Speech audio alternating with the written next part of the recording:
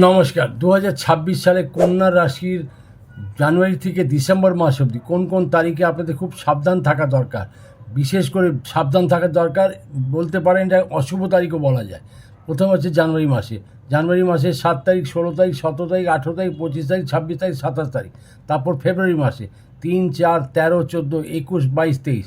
March মাসে হচ্ছে 2, 3, 12, 13, 14, 21, 22, 30, 31।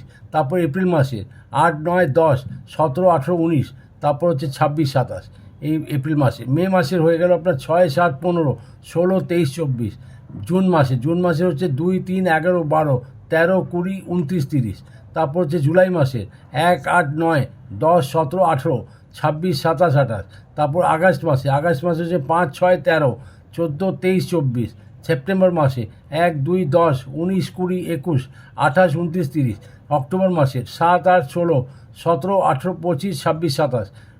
November মাসে হচ্ছে 3, 4, 13, 14, 22, 23। তারপর ডিসেম্বর মাসে হচ্ছে 1, 10, 11, 12, 19, 20, 21, 28, 29। এই তারিখগুলোতে বিশেষ করে সাবধান থাকতেই হবে আপনাদের।